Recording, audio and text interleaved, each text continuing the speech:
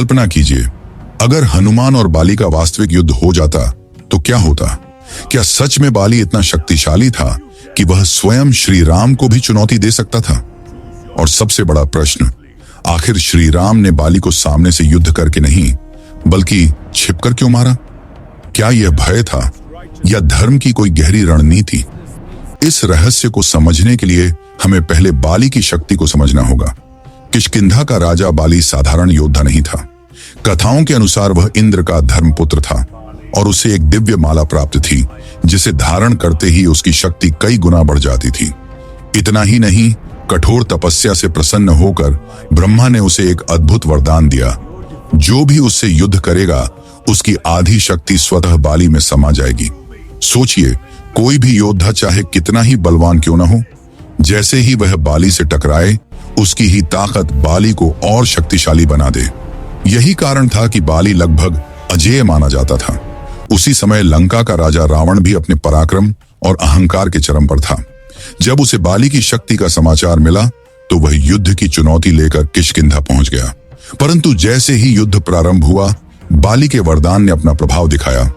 रावण की आधी शक्ति बाली में समा गई और परिणाम स्वरूप रावण पराजित हुआ। कहा जाता है कि बाली ने उसे बंदी बना लिया और अपनी बगल में दबाकर घूमता रहा। अंततः रावण को क्षमा मांगनी पड़ी। इस विजय ने बाली के अहंकार को और बढ़ा दिया। उसे लगा कि संसार में कोई उसका सामना नहीं कर सकता। एक दिन इसी घमंड में चूर बाली जंगल में घूम रहा था। पेड़ उखाड़ना, पत्थर फेंकना उसके लिए शक्ति प्रदर्शन मानो खेल था। तभी उसकी दृष्टि एक शांत वानर पर पड़ी जो राम नाम का जप कर रहा था। वह थे हनुमान। बाली ने उपहास करते हुए कहा, दिन भर राम राम जपते रहते हो, कभी अपने राजा बाली का नाम भी लिया करो। हनुमान मुस्कुराए और मौन रहे। पर जब बाली ने यह कह दिया कि यदि राम सामने आ जाए तो वह उन्हें भी पराजित कर सकता है, तब हनुमान का धैर्य टूटा। शांत स्वर में उन्होंने कहा, यदि आप मेरे प्रभु से युद्ध करना चाहते हैं तो पहले उनके सेवक से युद्ध करके देख लीजिए। चुनौती स्वीकार हुई और अगले दिन युद्ध निश्चित हुआ। जब ब्रह्मा को यह झांत हुआ तो वे हनुमान के पास आए और उन्हें युद्ध से रोकना चाहा। हनुमान ने विनम्रता से कहा कि जब तक बात उनकी थी वे मौन रहे, पर प्रभु के सम्मान के लिए वे पीछे नहीं हट सकते। तब ब्रह्मा ने कहा कि वे अपनी संपूर्ण शक्ति लेकर युद्ध में न जाएं, केवल 10वां हिस्सा ही साथ लें। हनुमान ने आज्ञा स्वीकार की। अगले दिन युद्ध प्रारंभ हुआ। प्रारंभ में बाली को लगा कि वह एक साधारण वानर से लड़ रहा है, पर शीघ्र ही उसने अनुभव किया कि यह युद्ध साधारण नहीं है। जब हनुमान भारी पड़ने लगे तो बाली ने अपने वरदान का प्रयोग किया और हनुमान की आधी शक्ति खींचनी शुरू की। तभी एक अद्भुत दृश्य घटित हुआ। बाली का शरीर असहनीय रूप से फैलने लगा। बाली समझ नहीं पा रहा था कि यह क्या हो रहा है। बाली का शरीर फटने को हो रहा था। बाली को ऐसा लग रहा था मानो उसके शरीर के अंदर ज्वालामुखी फटने वाला हो। और अभी तो बाली ने हनुमान जी की शक्तियां लेना बस शुरू ही किया था, जिसे वह झेल नहीं पा रहा था। बाली बेहोश होने ही वाला था कि तभी ब्रह्मा ने प्रकट होकर उसे चेतावनी दी कि यदि प्राण बचाने हैं तो हनुमान से दूर हो जाओ। जैसे ही बाली दूर गया, उसका शरीर सामान्य होने लगा।